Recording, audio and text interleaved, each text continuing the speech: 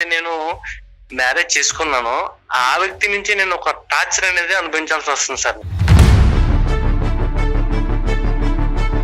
నేనైతే ఎక్కడ ఉన్నానో అదే హైదరాబాద్ లో మా అమ్మని వేరే ఇంట్లో పెట్టాల్సి వచ్చింది.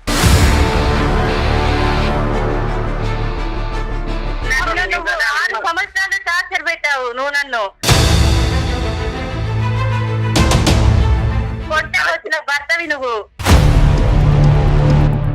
ఊరికే ఏం రాలే, నీ అవసరం కొద్ది నన్ను పెళ్లి చేసుకున్నావు.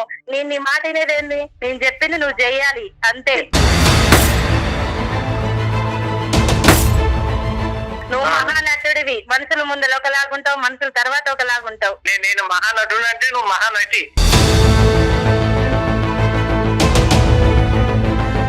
రీసెంట్ కాక ఇంకా టీవీలో న్యూస్లో వాటిలో వీటిలో వేస్తున్నావా?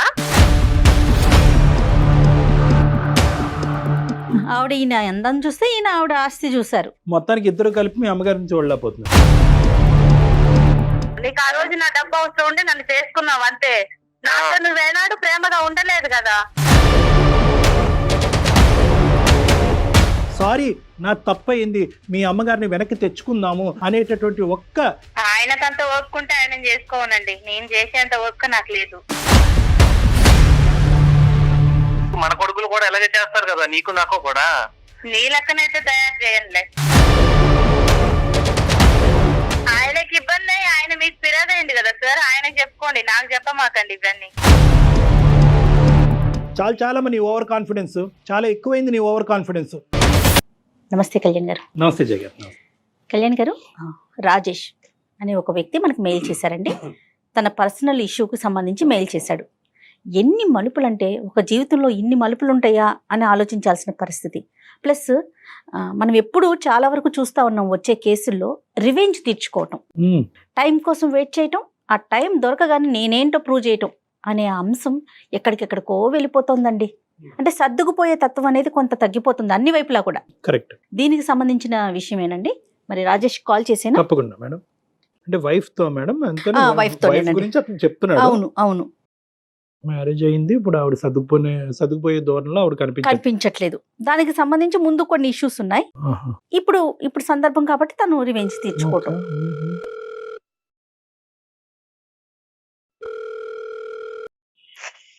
హలో హలో, రాజేష్ గారండి? అవును మేడం. నేను జయానండి, అందమైన జీవితం ప్రోగ్రామ్ నుంచి కాల్ చేస్తున్నాను. నమస్తే మేడం. నమస్తే రాజేష్ గారు. నమస్తే అండి. మీ మెయిల్ నేను చూశాను. నాతో పాటు డాక్టర్ కళ్యాణ్ చక్రవర్తి గారు ఉన్నారు. ఒక్కసారి మీరు మెయిల్లో పెట్టిన విషయాన్ని డాక్టర్ గారికి చెప్తే ఆయన సలహాలు సూచనలు మీకు అందిస్తారు. రైటా? ఓకే. రాజేష్ గారు నమస్తే అండి. నమస్తే సార్, కళ్యాణ్ చక్రవర్తి సార్. నమస్తే. ఏంటి చెప్పండి రాజేష్ గారు, ఏంటి సమస్య?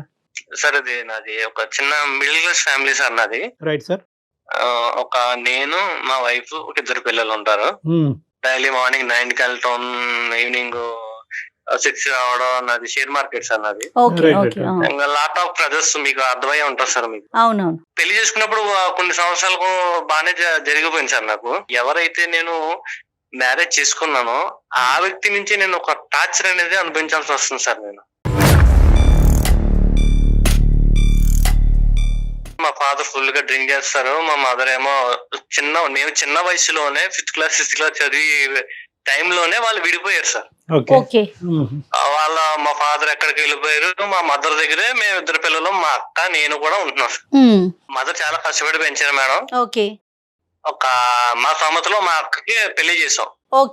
నా విషయం దగ్గరకు వచ్చి ఏం జరిగిందంటే, నేను చదువుకునే టైంలో నేను మా దూరపు బంధువులు ఒక అమ్మాయిని నేను ప్రేమించాను సార్. ప్రేమించిన కొన్ని సంవత్సరాలు మాకు కూడా చదువుతో పాటు ప్రేమ కూడా చాలా రోజులు కంటిన్యూ అయింది. నేనైతే ఎవరైతే ప్రేమించానో వాళ్ళ అమ్మాయి పెళ్లికే నేను వెళ్లాల్సి వచ్చింది. ఆ అమ్మాయి ఎలా మిస్ అయిందంటే, వీళ్ళు మిడిల్ క్లాస్ ఫ్యామిలీ, వీళ్ళ ఫ్యామిలీ మదర్ పర్ఫెక్ట్ వేలో లేరు, వీళ్ళ పిల్లలు కూడా ఇలాగ ఈ వేలోనే ఉంటారు.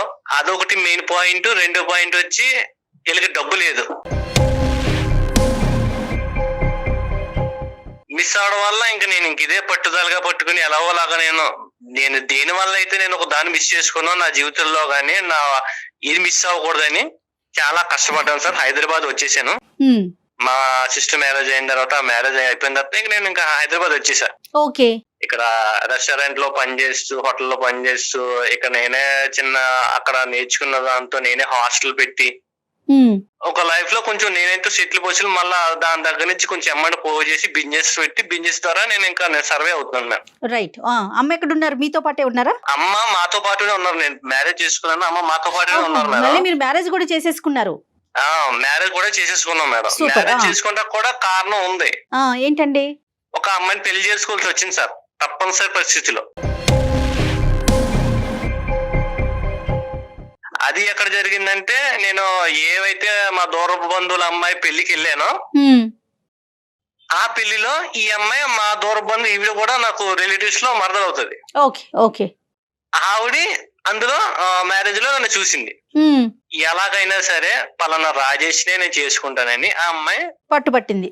పట్టుబట్టింది. రైట్. నేనేంటంటే మా ఫ్యామిలీలో నేను మ్యారేజ్ అయితే చేసుకోను, అసలు 100% చేసుకోను, నా జీవితంలో సరిపోతుంది అని నేను ఒక మైండ్ లో ఫిక్స్ అయిపోయాను. ఎందుకని? ఫస్ట్ ఇన్సిడెంట్ కండి?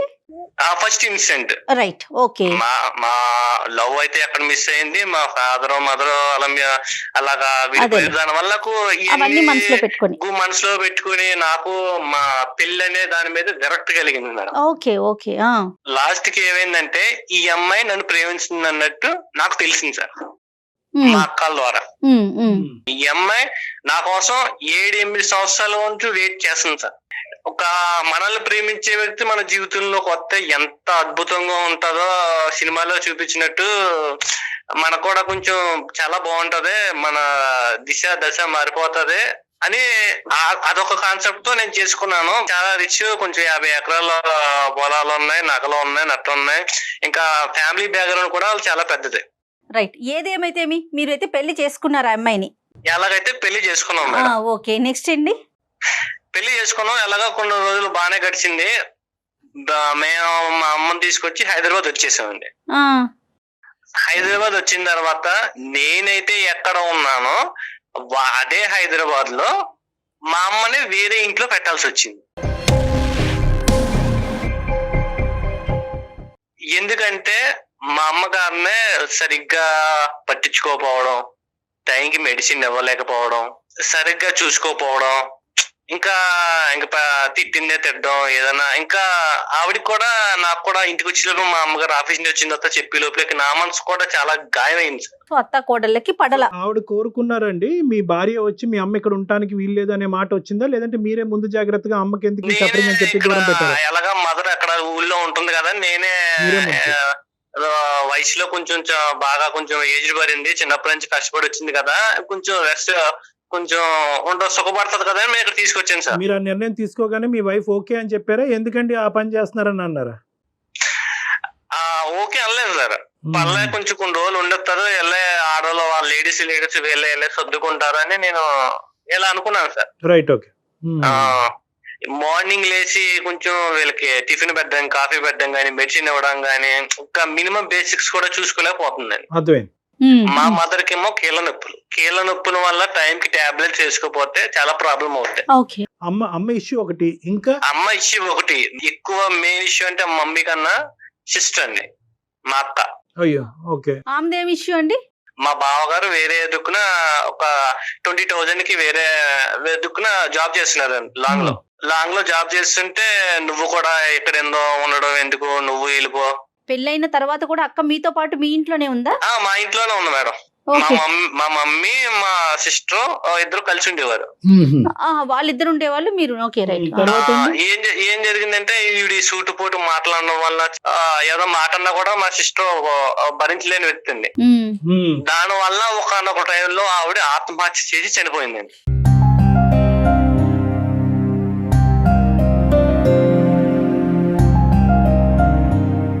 పిల్లలు ఉన్నారా రాజేష్ గారు? పిల్లలు ఒక అమ్మాయి ఉన్నదండి మేనకోళ్ళలో. సిస్టర్ చనిపోయిందన్న బాధ ఒకటి. ఆ సిస్టర్ చనిపోవడం వల్లే మా మదర్ కూడా కొంచెం హెల్త్ డిసప్పాయింట్ అయిపోయింది. ఈవిడ నేను పెళ్లి చేసుకున్న వ్యక్తి మాటల్లో ఎంత టార్చర్ పెట్టుంటే, ఇంత ఎంత ఆత్మహత్య చేసుకునే పొజిషన్ వెళ్ళిపోద్దని నేను అస్సలు ఎంత థింక్ చేసినా నాకు అవ్వట్లేదు సార్, డైజెషన్ కూడా అవ్వట్లేదు.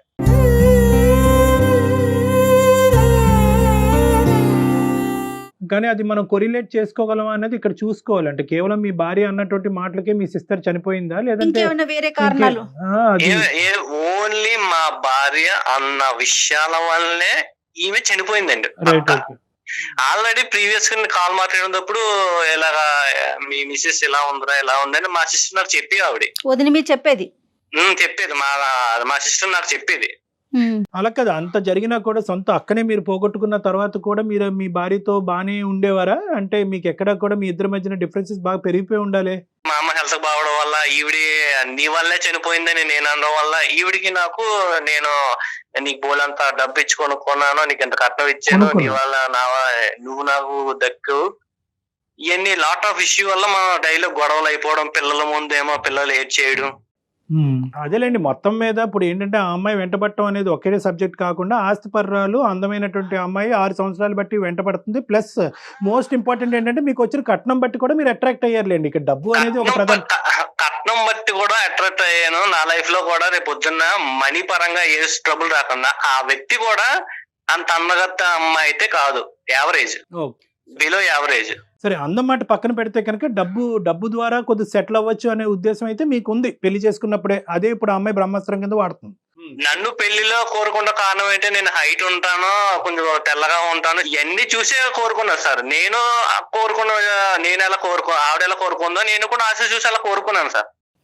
ఆవిడ ఈయన అందం చూస్తే ఈయన ఆవిడ ఆస్తి చూసారు. మొత్తానికి ఇద్దరు కలిపి మీ అమ్మగారిని చూడలేకపోతున్నారు. అది ఇక్కడ బ్యాడ్ లక్. మా అమ్మగారు చూడలేకపోతున్నారు. అక్క వాళ్ళ పాప ఎక్కడుంది? అమ్మానో పాప ఉంటున్నారా? అమ్మ వాళ్ళ మా ఇంటికాడే పక్క స్ట్రీట్ లో హైదరాబాద్ లో ఉండాల్సి వస్తుంది మేడం. రైట్. పాప ఏం చదువుకుంటోంది? Pre KG.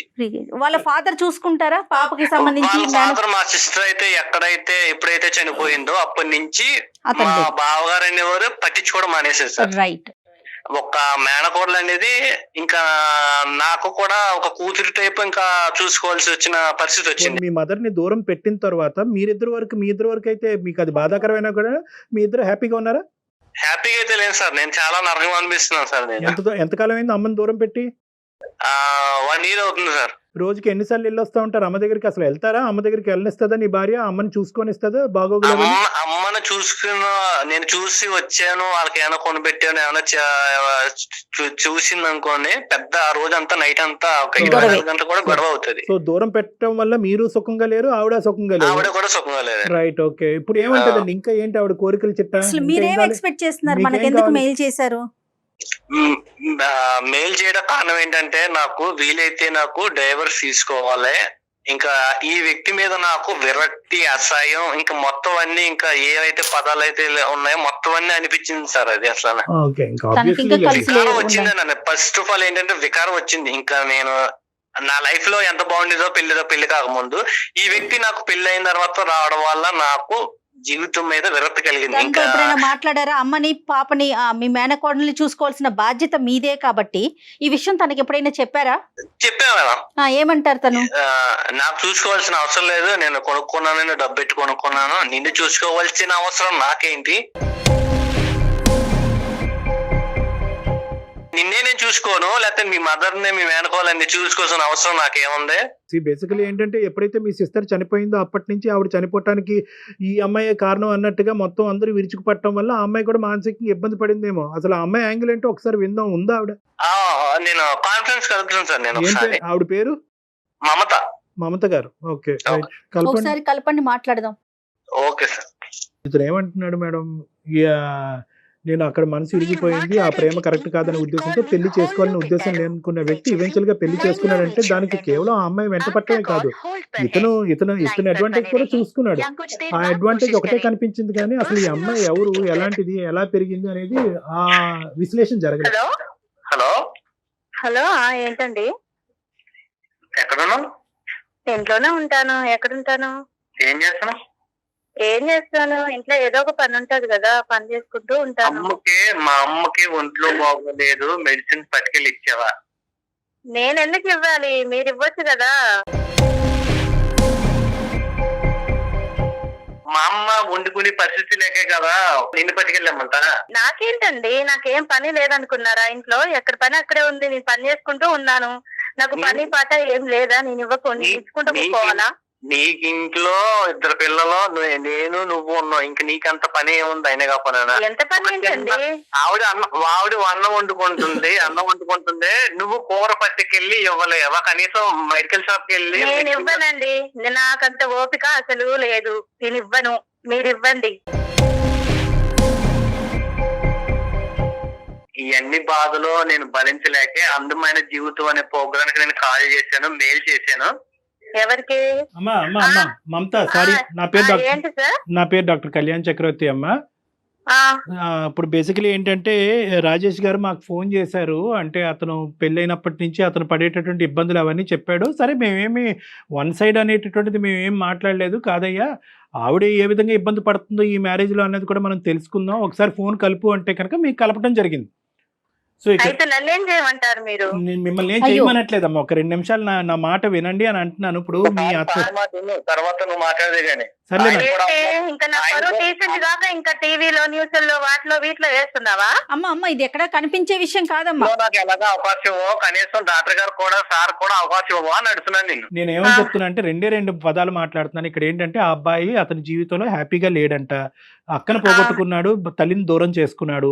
అయినా కానీ ఇన్ని జరిగినా కూడా నాకు నా భార్య మధ్యన సఖ్యత లేదు. కేవలం వీళ్ళు గురించే కాదు, మీ ఇద్దరం హ్యాపీగా ఉండలేకపోతున్నాం. బయటపడాలి అనే ఆలోచన ఉన్నా కూడా బయట పడలేనటువంటి పరిస్థితి, ఎందుకంటే 2 పిల్లలు ఉన్నారు అనే అంశంతో మా ముందుకు వచ్చాడు. సో మేమేమన్నాము, అవునయ్యా అలా అయిపోయిందా, ఉండు మీ ఆవిడకి ఫోన్ కలుపు, ఆవిడ గట్టిగా బుద్ధి చెప్పాలి అని అనలేమేమో. మేమేమన్నాము, ఏదో ఆవిడ వర్జన్ కూడా ఉండుంటుంది అయ్యా, బహుశా ఆవిడ కూడా ఎక్కడో బాధపడి ఉంటుంది, ఒకసారి ఫోన్ కలిపితే కనుక ఆవిడతో మాట్లాడదాం అని చెప్పి మీ మాట వినటం గురించి మీకు ఫోన్ కలపమన్నాం. నేను బుద్ధి చెప్పించుకునేంత ఏం లేదులేండి అక్కడ. అదే సరే, నా దగ్గర మాట్లాడినట్టు నువ్వు సార్ దగ్గర మాట్లాడు, మాకు అర్థమవుతుందా? ఏంది నీ గోడ అసలుకి? ఏంది నీ బాధ? ఏంది నాకు అర్థం కావట్లేదు. అమ్మమ్మ రాజేష్, ఆవిడ అలా మాట్లాడటం వల్ల నేనేం ఇబ్బంది పడట్లేదు, ఎందుకంటే నేను ఆవిడకి సంస్కారం ఇస్తున్నాను, ఆవిడ ఇవ్వలేకపోతున్నందుకు నో ప్రాబ్లం. నీతో నేను సంస్కారం నేర్పించుకునేంత ఏమీ లేదు అక్కడ. నువ్వు నన్ను 6 సంవత్సరాలు టార్చర్ పెట్టావు నువ్వు నన్ను. అలాంటి నీకు ఇప్పుడు నేను సంస్కారం ఇయ్యాలా? కొట్ట వచ్చిన భర్తవి నువ్వు ఊరికే ఏం రాలే, నీ అవసరం కొద్ది నన్ను పెళ్లి చేసుకున్నావు. నేను నీ మాట వినేదేంది? నేను అసలు నీ మాట వినను. నేను చెప్పింది నువ్వు చెయ్యాలి అంతే. చెప్పింది చేయడానికి నేనే నీ చేతిలో ఉన్న రిమోట్ కాదు. నేను ఒక నీ అవసరం బట్టి 10 లక్షలు తీసుకొని పెళ్లి చేసుకున్నావు. ఆ రోజు గుర్తుకు రాలేదా ఇవన్నీ? ఈ 10 లక్షలు నువ్వు ఎప్పుడు ఇచ్చావు? నేను ఈ 10 లక్షలకే 10కి 10 కలిపి నేను సంపాదించాను నా కష్టంతోను. ఒకప్పుడు రాజేష్ కాదు నేను, ఇప్పుడు మారాను. అర్థమవుతుందా? ఎప్పుడు నీ సొమ్ములతో నీ సొమ్ములతో తిరుగుతున్నాను అనుకున్నావా? నేను కష్టపడ్డాను, అర్థమవుతుందా? అందరికి తెలుసు, మన బంధువులకి అందరికి తెలుసు. నువ్వు కొత్తగా చెప్పుకొని తిరగాల్సిన అవసరం ఏం లేదు. నువ్వు మహానటుడివి. మనుషుల ముందు ఒకలాగుంటావు, మనుషుల తర్వాత ఒకలాగుంటావు. నేను మహానటుడు అంటే నువ్వు మహానటి.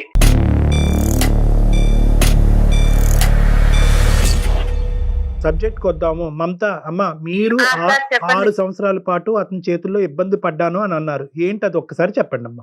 నా బంధువులతో మా రిలేషన్ అందరితో నేను అడిగిపించాను. నేను చేసుకోనని ముఖాన కొట్టి పడేసేస్తాను. అసలు చేసుకోనని కొట్టి పడేసి ఆ తర్వాత నేను అలానే 6 సంవత్సరాలు నరకం అనుభవించాను సార్. చేసుకోవాలని.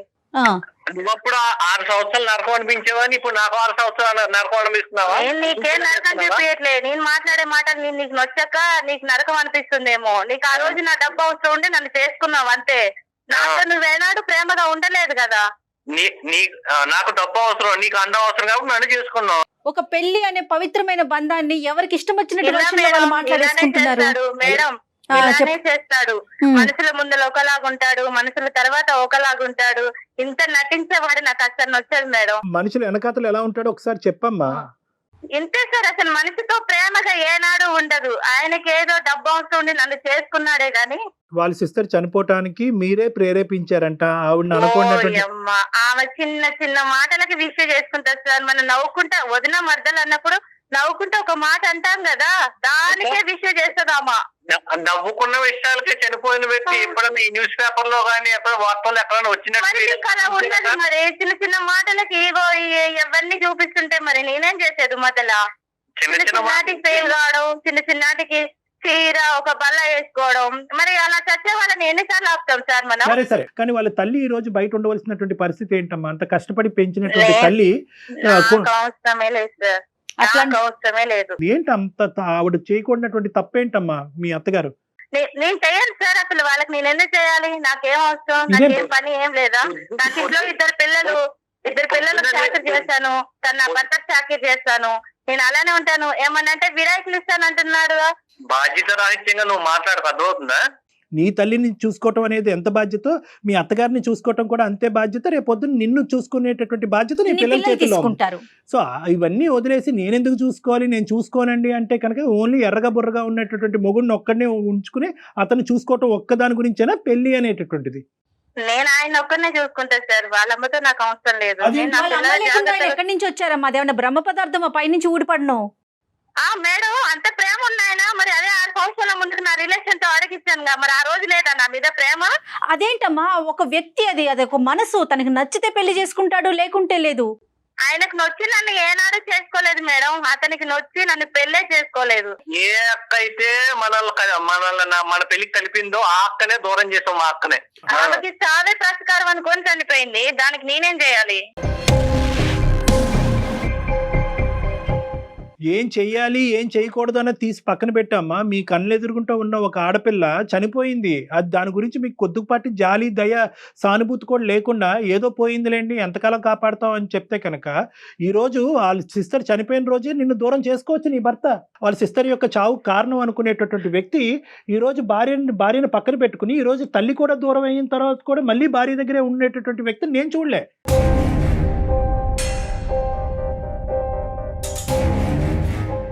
బహుశా ఇతని రిఫ్లెక్సెస్ చాలా స్లోగా ఉన్నాయా, ఇతను ఆలోచించలేకపోతున్నాడా, ఇతనికి దమ్ము ధైర్యం లేదా అనేటటువంటి మాటలు నేను ఉపయోగించవలసి వస్తుంది ఇక్కడ. ఇప్పుడు దమ్ము ధైర్యం లేక అసలు నేను ఒక కాంపిటేటివ్ వరల్డ్ లో ఉంటున్నాను. ప్రతి దానికి కూడా నాకు ప్రతిరోజు నాకు చేసే జాబ్ నాకు సవాల్గానే ఉంటుంది సార్. ఆ సవాళ్ళు ఎదుర్కోవాలా లేకపోతే కుటుంబ మా అమ్మ సంబంధించి మా వైఫ్ సంబంధించి పిల్లలకు సంబంధించిన పరిస్థితులు నేను ఎదుర్కోవాలి సార్. నీకు మీ అత్తగారి మధ్యన ఉన్న డిఫరెన్స్ చెప్పలేదు, కేవలం ఒకే మాట అంటున్నావు, నేను ఎందుకు చూడాలి, నా పిల్లల్ని చూస్తాను, నా భర్తను చూస్తాను, ఆవిడని చూసుకుని ఈ విధంగా నీ హక్కుల గురించి మాట్లాడితే అతను కూడా అతని హక్కుల గురించి మాట్లాడే పరిస్థితి వస్తుంది. పిల్లలు అన్యాయం అయిపోతారు. ఒకటి రాజేష్, ఇక్కడ చాలా ఇంపార్టెంట్ పాయింట్, పునాది ఎక్కడ పడింది అంటే కనుక ఖచ్చితంగా 10 లక్షలతో నువ్వు వ్యాపారం పెట్టుకున్నావా లేదా, ఈ రోజు నువ్వు సెటిల్ అవడానికి 10 లక్షలు కారణమా కాదా? పెట్టుకున్నాను సార్ నేను. ఒకటి కట్నం ఎందుకు తీసుకున్నారనేటటువంటి అంశం. కట్నం తీసుకుంటే కనుక అవకాశం దొరికినప్పుడు ఎలా మమత లాంటి వాళ్ళు మీతో పేకాట ఆడుకోవచ్చు అనేది ఇక్కడ చూసాం. ఓకే, ఇది నెంబర్ 1. నెంబర్ 2, ఎస్ మీరు తీసుకున్నటువంటి కట్నంతో మీరు బిజినెస్ చేసుకుని అదంతా కూడా మొత్తం A to Z అంతా కూడా కుటుంబాన్ని కాపాడటానికే మీరు చూసుకున్నారనేది రెండో అంశం. మూడో అంశం ఏంటంటే కనుక ఇప్పుడు ఇక్కడ జరిగినటువంటి అంశంలో ప్రధానంగా మీ దగ్గర నుంచి వచ్చినటువంటి ప్రాబ్లం ఏంటి అని మమతాని అడిగితే కనుక ఏమీ చెప్పట్లేదు అమ్మాయి, కేవలం నాకు కావాల్సిన ప్రేమ రాలేదు అన్నట్టు. ఇది సార్ ఆయనకి పర్సనల్ గా డబ్బు అవసరం ఉండి నన్ను పెళ్లి చేసుకున్నాడే గాని ఆయన ప్రేమతో ఏనాడు నన్ను పెళ్లి చేసుకుంటాను ముందడిగేలే కదా సార్. అమ్మా, బిజినెస్ అనే కాన్సెప్ట్ తోనే పెళ్లి చేసుకున్నారు. అతని అందం గురించి నువ్వు 6 సంవత్సరాలు వెయిట్ చేసి నువ్వు నీ డబ్బు గురించి అతను చేసుకున్నాడు. ప్రేమ ఆప్యాయతలు అనేటటువంటిది పెళ్లి అయినప్పుడు లేవు, ఇప్పుడు కూడా ఉన్నాయా లేదా అనేది చాలా పెద్ద క్వశ్చన్ మార్క్. ఎక్కడా కూడా ప్రేమ ఆప్యాయతలు అనేటటువంటి ఫౌండేషన్ మీద మీ వ్యవహారం నడవలేదు అనేది నేను బల్లగుద్ది చెప్పగలను. నా కుటుంబ జీవితంలో మా అమ్మ మా నాన్న ఎలా విడిపోయారో దాని వల్ల ఎన్ని ఫలితాలు అనేది మనకి డిసడ్వాంటేజ్ వచ్చాయో రేపొద్దున నా ఇద్దరు పిల్లల జీవితాలు కూడా కొంచెం ఒక మంచి దారిలోకి వెళ్ళాలనే నేను మిమ్మల్ని సంప్రదించాల్సి వచ్చింది. మీ ఆలోచన కరెక్టే, కానీ ఇక్కడ మీరు ఏదైతే వాతావరణాన్ని ప్రపంచాన్ని మీ తల్లిదండ్రులకి మీ పిల్లలకి చూపెడుతున్నారు అనేది ఇంకా ఇంపార్టెంట్ ఇష్యూ. ఓ ముసలి వయసు వచ్చి పెద్ద వయసు వస్తే తల్లిని ఇలా బయట మెడపట్టుకుని గెంటేసి పక్కింట్లో పెట్టి ఆవిడకి జబ్బు పడినా కూడా టాబ్లెట్లు ఇవ్వకూడదు అనమాట. ఒకప్పుడు అలా ఇస్తానన్నా కూడా నా భార్య కానీ నా భర్త కానీ అలా ఇస్తానని డిసైడ్ చేసుకుంటే మనం వాళ్ళని పట్టుకుని వెనక్కి లాగేయాలన్నమాట అనేటటువంటి ఈ మానవతా విలువలు కూడా మీరు తెలిసి తెలియకుండా ఆ పిల్లలకు చూపెడుతున్నారు. ఇది కూడా గుర్తుపెట్టుకోండి. సో ఎప్పుడు కూడా ఏంటంటే ఒక మ్యారేజ్ అనేటటువంటిది as long as it is advantages for every member of the family. అది మీ భార్యకు ఉపయోగపడాలి, మీకు ఉపయోగపడాలి, మీ పిల్లలకు ఉపయోగపడాలి. అంతేగాని దాన్ని ఏదో విధంగా మా తల్లిదండ్రులకి ఇలా జరిగింది కాబట్టి 600 106 ఇలా కొట్టుకు సచ్చైనా కూడా ఆల్రెడీ ఇద్దరం కలిసే ఉంటాం అనే కాన్సెప్ట్ కరెక్ట్ కాదండి. అది పద్ధతి కూడా కాదు, అది పిల్లలకు కూడా మంచిది కాదు. 200% కరెక్ట్ కళ్యాణ్జీ. దాని ఇంపాక్ట్ పిల్లల మీద ఉంటుంది కదా. ఇప్పుడు ఆ అమ్మాయికి ఎక్కడా కూడా మీ సిస్టర్ చనిపోయింది అనేటటువంటి సానుభూతి కానీ అయ్యో పాపం నేను కాదండి అని చెప్పడం వేరు. సో ఇక్కడ పాయింట్ ఏంటంటే ఏమండి నేను కాదండి, ఆ అమ్మాయి మెంటాలిటీ అలా ఉంది కాబట్టి ఆ అమ్మాయి చచ్చిపోయిందండి, ఆ అమ్మాయి చనిపోయినందుకు మా భర్త కంటే నేనే ఎక్కువ బాధపడ్డాను అనే కాన్సెప్ట్ డిఫరెంట్. అలా కాదు, పోయేటటువంటి వాళ్ళని మేము ఎలా ఆపుతామని చెప్పి మానవతా హృదయం లేనటువంటి విధంగా ఆ అమ్మాయి మాట్లాడుతుంది చూడండి. అది నన్ను చాలా బాగా కలిచివేసిందండి. మమత నువ్వేమన్నా అనుకో అమ్మ. నెంబర్ 1. నెంబర్ 2, ఒక్క 0.5% పాయింట్ కూడా మీ అత్తగారిని దూరం పెట్టడం గురించి నువ్వు ఒక్క మాట చెప్పలేదు. అది అతని హక్కు, అతని తల్లి దగ్గర ఉండవలసిన, తల్లిని దగ్గర పెట్టుకుని కాపాడవలసినటువంటి బాధ్యత అతని హక్కు. రేపొద్దున పిల్లలు ఏమవుతారో మనం పెంచేటటువంటి విధానం ఉంటుందండి, దాన్ని బట్టి చూసుకుందాం అంటే కాదు. ఏదైతే దరిద్రం, ఏదైతే చండాలం మీ పిల్లలు చూడాలో ఆల్రెడీ వాళ్ళు చూసేశారు. సారీ, నా తప్పయింది, మీ అమ్మగారిని వెనక్కి తెచ్చుకుందాము, మీ అమ్మగారిని చూసుకుందాము, నేను మిమ్మల్ని బ్లేమ్ చేయను, మీరు నన్ను బ్లేమ్ చేయొద్దు, గతాన్ని వదిలేసి ముందుకెళ్దాం అనేటటువంటి ఒక్క పశ్చాత్తాపం నీలో వస్తే కనుక సరిపోతుందమ్మా. ఆయనకంత ఓపుకుంటే ఆయన చేసుకోవనండి, నేను చేసేంత ఓపిక నాకు లేదు.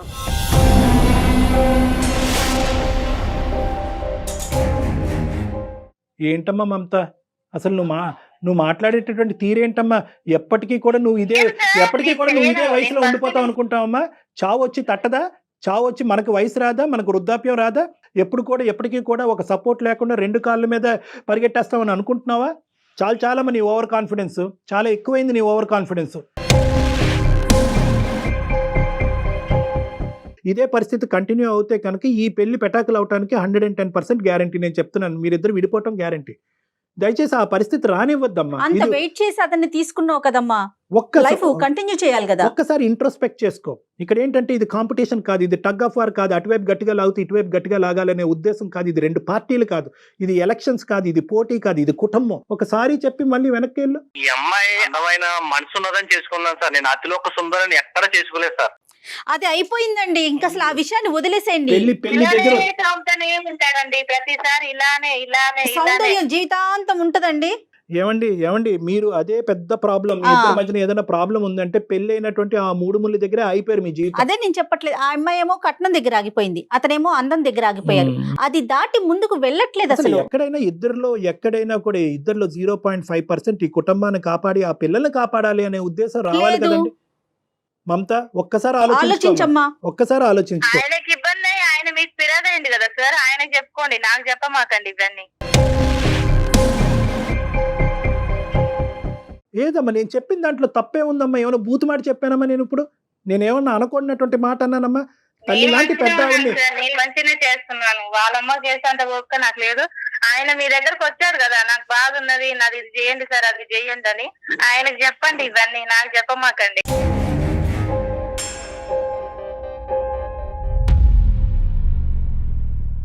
ఆయనకి చెప్పాలంటే నువ్వు వినాలి కదమ్మా, ఇదంతా కనెక్టెడ్ సిరీస్ కదా.